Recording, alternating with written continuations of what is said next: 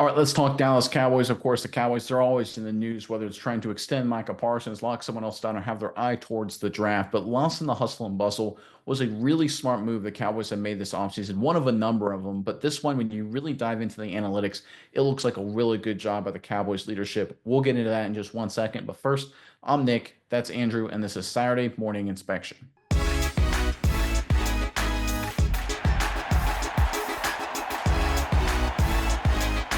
All right, this offseason, the Dallas Cowboys, of course, had a number of goals, number of areas they needed to address through free agency, and then, of course, the draft the following coming weeks. And one of the areas that was really important was adding more depth, adding more players to this defensive line. And that's exactly what the Cowboys did. In fact, let's refresh everyone's memories with some of the moves the Cowboys have made in terms of adding players. They obviously re-signed Osa Odigizua, and they're going to lock up Micah Parsons sometime in the coming days and weeks, hopefully. So we got three images on here. This is all from Pro Football Talk, talking about the Cowboys adding Dante Fowler, adding him back to the fold, bringing in Peyton Turner from the Saints, and then bringing in veteran defensive lineman Solomon Thomas. So again, three solid moves from the Dallas Cowboys there. We covered them all at the time. But now that we have a chance to really break down what has happened over free agency, and this is according to overthecap.com, let's go ahead and throw up this chart here. What's very interesting is that there has been a market crash for defensive linemen, interior defensive linemen, and edge rushers in terms of teams wanting to release contracts and relieve cash. People are essentially cutting, think selling their defensive linemen, their edge rushers, their interior defensive linemen. There has been a market crash in those positions. It's been pretty bizarre, especially edge. We know it's a very high value position. When that happens, when the market crashes, just like it does in the real world, whether it's real estate or the stock market or whatever, it opens up an opportunity for teams to find quality players, right? Not the biggest names necessarily, but quality players, quality stocks, quality businesses. Same mindset here at discount prices, right? You're able to buy a player, buy a business, buy a house for 60, 70 cents on the dollar, and then you will realize that valuation at a later date. And that's exactly what the Cowboys did here. They locked down Oso Odigizua, great player. They're going to lock up Micah Parsons. Those high name, great guys that fit exactly what you're trying to do. You obviously want to pay them big money, but when you look at their solid moves in terms of adding veterans, this is bargain basement shopping, guys. The big names, the Ode Yingbos of the world, they got huge APYs. We're talking 14, 15, 18 million. You look at Dante Fowler, you look at his PFF grade production, everything, compare it to a guy like Ode Yingbo, you're like, he's just as good, maybe better. And then, of course, you throw in Turner and Thomas as solid depth pieces around. Again, bargain shopping, value shopping, finding great deals because the market is crashing and overcorrecting.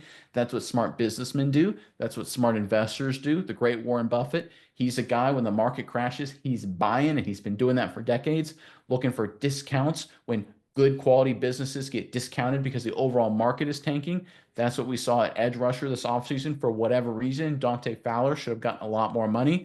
Look at a guy like Solomon Thomas and Turner, basically nothing deal, should have gotten at least a little bit more. That's because the market was crashing. The Cowboys very smartly took advantage of the situation and got three really quality deals. And of course, they're also going to lock up Micah Parsons here soon. So they're doing a great job taking care of this, taking advantage of the situation here, the massive market crash at those two positions.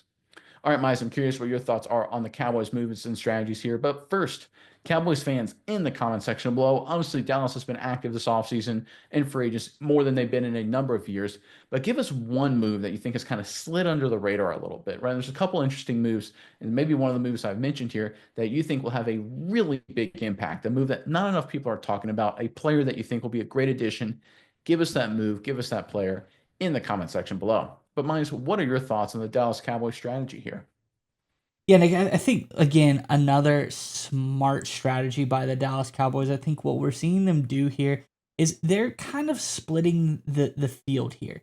They're locking down when you have an asset that is so good, it's impossible to pass up. When you're talking Micah Parsons of the world, they're still gonna lock that guy down. You can't always look at the analytics. You can't always look at the data and say, it doesn't match the trend. We're gonna have to, move off of Parsons. No, he's too good. You gotta lock him down. But when you do that, when you know, okay, we're gonna have a lot of capital invested in this part, what are we gonna do? Are we gonna go out and sign some other really high end pieces to put around him? No, we have to go out and spend our money wisely. We have to, spread that, basically spread the Micah Parsons cap hit over the rest of this defensive line and go out and get quality. With the money we're going to spend on Parsons, we got to be able to divvy that out. We can't really spend too much more on the defensive line. Let's look for a position group that's oversaturated and get these guys in here for a discount. And what do? They do that in spades here. I think you get a really high-end pass rusher and a guy like Dante Fowler who can produce. He's not really good at a whole lot else, but he is really dang good at rushing the passers, like you said. Better than some of the other guys. The guy that the Bears signed, I think Odeingbo or whatever his name was. I think Fowler just as a pure pass rusher, it's not even close. That guy is a much better pass rusher. He's had multiple 10+ sack seasons as a guy that can produce. And on the other side of Micah Parsons, I think it's going to be the best opportunity for him yet to get some of those high quality pass rush reps in. What do the Cowboys do? They say, all right, well, let's analyze the roster. We've got our own kind of under the radar interior defensive lineman here that's going to be a value for us. We got Osa Odigizua. We got this guy. We're able to bring him in.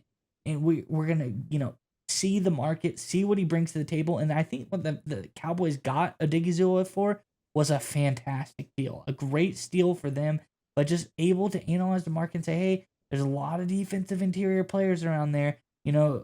Osa, we're going to come to you and say, hey, look, there's a lot of money out there. There's a lot of quality players out here. You can go out and test the market, but are you really, with all these guys out there, are you really going to do as well as you think you are? Or do you think you take a little hometown discount, stay with the team that has believed in you all this time, the team that you've developed with, and, come back here, or you want to test that market? And they didn't stay with the Cowboys. Again, another quality move here.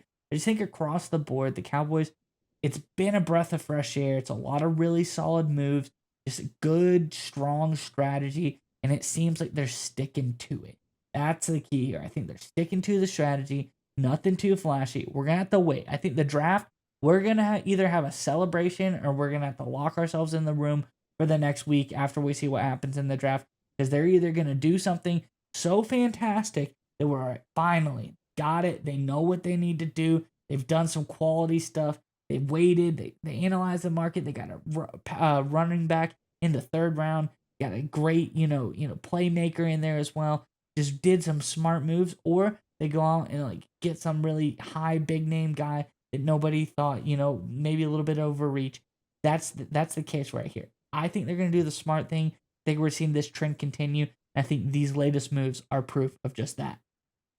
Yeah, and you kind of hit on something that are really important to kind of circle the wagons here and just discuss the situation. Anytime there's a market crash and an asset class crash, there's sort of what's called a flight to quality, like a risk off is what you'll hear the big wigs on TV talk about. Basically, what that means is that good players, the top quality things, get a lot of demand all of a sudden. There's overpayment there, right? And that's why it was really important for Dallas to lock up Osa Odigizua and not try and replace him with someone else in free agency, because right now there's a flight to quality, or at least perceived quality, at defensive lineman and edge rusher. So you can take kind of that barbell approach, right? You keep your stars, Odigizua and Parsons, you lock them up, and then you can go bargain shopping.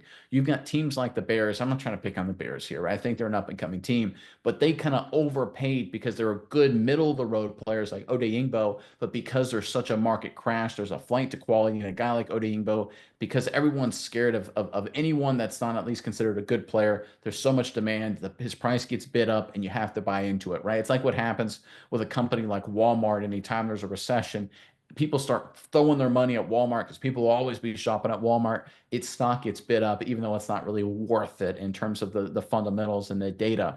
I think the Cowboys did a smart approach here. They saw the market way down Fowler, way down Turner, way down Thomas. They brought them in on incredibly friendly deals, while also making sure they kept their quality guys, because there was no way with this market correction that they would have been able to replace at least Osa Odigizua in the open market. Certainly not Micah Parsons. This is a smart strategy by the Dallas Cowboys, finding great value moves. Again, changing a new leaf here with Dallas.